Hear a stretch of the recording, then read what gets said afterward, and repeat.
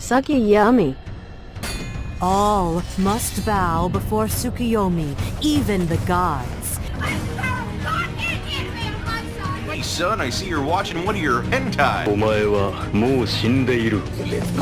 His movement speed's alright, and his auto attacks go left, right, left, right. Shingetsu, Mongetsu, left croissant, right croissant. The passive is around those baked goods of his. If you hit with the left one, it's empowered. Hit with the right one, it's empowered. The left croissant is empowered. It now has a cleave. It can hit multiple people for half damage. Quick little side note, Golden Blade also hits everything around you for half damage, so if you like your memes, Golden Blade and an empowered left croissant means you're hitting everything for full basic attack damage. An empowered right croissant means that it does bonus damage. That's why you see two numbers hovering once it's empowered, but it only does it to one target though. So the left one can cleave, the right one can't. That makes for very interesting wave clear. You can do one of two things. The cleave has a habit of separating the minions, so you can use the right one to group them back up, left one to cleave, group them back up, cleave again. Or if you want to go a little slower, you can wait out the attack for the right croissant and only use your left one. Now that's useful if you intend to play him in a role with a lot of wave minions, as when you go in to basic attack the minions, you're in your most vulnerable state, slowed and predictable. This allows you to make the most out of your movement speed and you're safe as possible. One last thing, I suppose too, when your croissants are empowered, the left one on a basic hit gives back mana, the right one gives back health. And that's on minions, gods, towers, anything you can hit. With the one you throw out a shuriken. He goes through all enemies but gets stuck on the first god hit. It can't go through objects. After you hit the god, you get a few seconds. You can go in and collect the shuriken. You have to get closer than social distancing allows, but if you get it back, you get 4 seconds off of your cooldown. Let's go to base of 10 seconds, you get back that shuriken, now it's down to 6. Hit it, get it again, it's 6. And if you're just in it for the memes, full cooldown means that it's going to have a base cooldown of 6 seconds.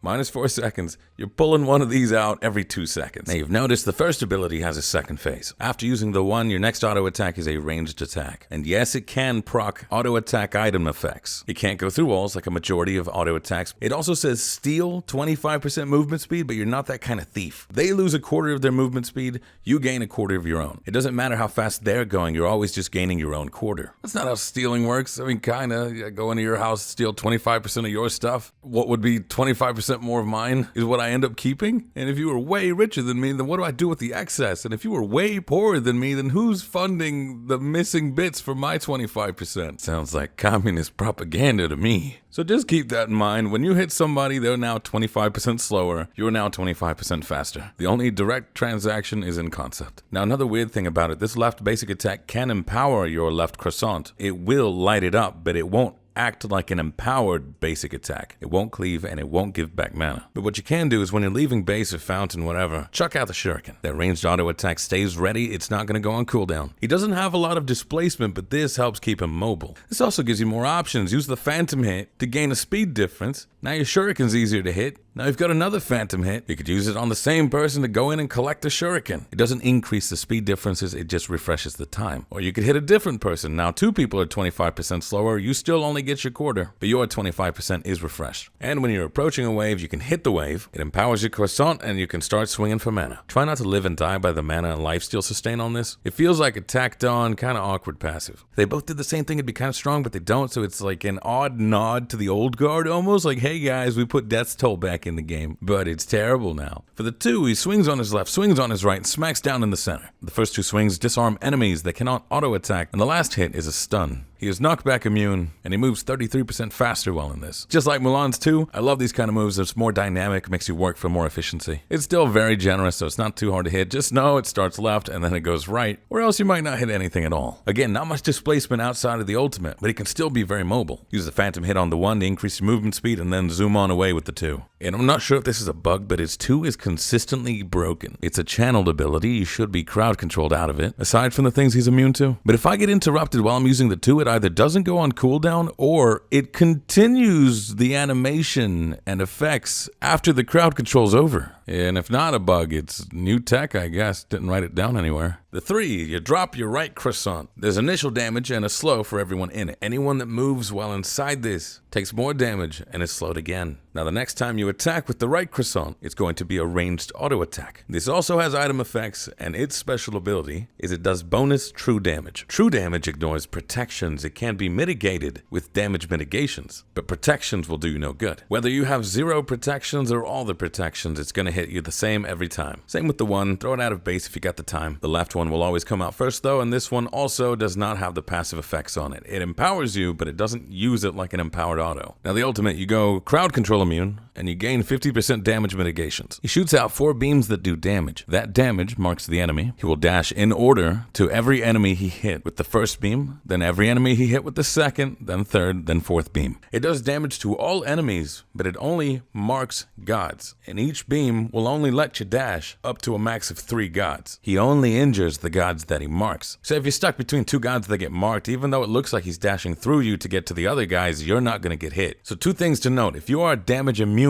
while he's firing his lasers, you're not taking damage, therefore you're not getting marked, therefore he's not going to teleport to you. And if you did get marked, you better have some kind of damage immunity, some kind of Aegis, because he's going to hit you no matter where you are. If you got marked on the ground, then you went up in the air, you're still going to take that damage. I know the animation is him personally whooping you back and forth left and right, but think of it more as like a Zeus detonate or a Nuwa ultimate. You can't block it either, the beams go through walls, his dash goes through walls. And it might be bugged, sometimes he dashes crowd control immune characters, sometimes he doesn't. And it's not mentioned anywhere, but if you get a kill with your ultimate, your next auto attacks are the ranged variant. Now for leveling, there's 2 playstyles. Are you trying to murder or are you trying to go for space control? Either way, always level the 1. If you're trying to go for fights, get the 2. If you're going for space control, get the 3. If your playstyle revolves around murder, use your 1, poke away at them until they're low. Then when you're ready to commit, use a 2. If you're in a bad matchup, they have better crowd control than you or something, use a 3, keep them at bay. That's going to help get them low a little bit. Use the 1 as well, then again, use the 2, ult away. Right now, Tsukuyomi's a little overtuned. Once I imagine he gets toned down, he's going to either stick in the jungle, super hit and run playstyle, or he's going to be a bit of a duelist and a brawler. This allows him to be in the duo lane for either role, or in the solo lane. Mid lane, he could probably pull that off as well. We've already seen Set mid at the highest level. We've seen Susanoo mid. And for the builds, because he's overtuned, there's a lot of gray area. You want to go crit? And sure, that can work. Hydra's procs? Sure thing. Some kind of tankiness? Some kind of damage? Yeah. So I give you this build. Is it the best build? No, it's not, but it's a template. It'll work for almost anything, any mode. If you hate building, just want to play the god, perfect. Blessings, whatever you want for the occasion. I personally love Warrior's Blessing for brawling, and it's got true damage on it. Alongside the true damage on my 3, it's annoying. Boots, damage. Can you go the others? Sure, he's overtuned right now. Everything works. Soul Eater, that passive is the hot stuff for this character. It's got 10% cooldown on it. It has 10% penetration on it. Erendite, the 10% cooldown, big power on it. It's great for fights that involve your ultimate. Brawlers has the power, it's got the flat pen. You can build it sooner if you need it sooner. Really rare to not need a Brawlers these days, but if for some reason I don't, Crusher wouldn't be the worst. Mantle of Discord, a little bit of defense. This aids your survivability so you can do more damage over time, adds more disruption with the passive, and then whatever you want for your blessing and for your boots. That is not the final build with all its permutations, but it's a good build to get you started. I don't really have final thoughts on this character yet, more so my preliminary, my penultimate thoughts on this character. He's very straightforward, but what's going to separate Tsukuyomi's from one another is going to be the mechanics, and depending on how hard he gets hit with the nerfs or with the changes,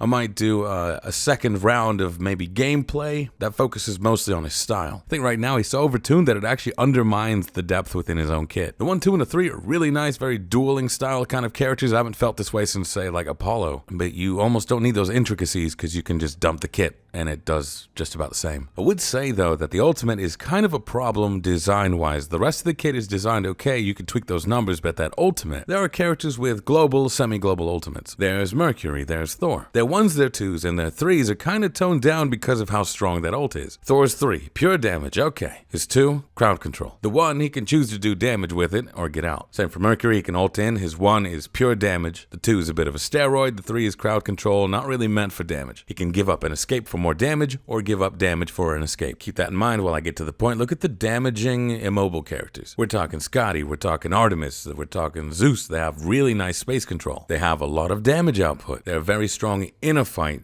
but their weakness is they have terrible engagement. Why do you think it's a joke to put blink on those kinds of characters? If you get to initiate a fight on your terms, you decimate everybody. So Tsukuyomi's 1, 2, and 3 are designed for almost an immobile character, very space control heavy, very damage oriented. He may not have immediate displacements like dashes or jumps, but he's rather mobile, very slippery character, and then he's got that ultimate. He can pretty much just engage whenever he likes. That's why he's definitely going to get nerfed, but I don't think he's going to stop being so dominant. Imagine teaching someone how to auto attack him cancel with Thor, they do more damage output, they get the kills, but imagine he's tweaked so much that he doesn't have to auto-attack cancel to kill anybody. Regardless, I think he's fun. Does need a few changes to him. I hope they don't completely gut him, because I know a lot of people think he does a little too much. And now it's your turn. Get out there and become the god you were meant to be.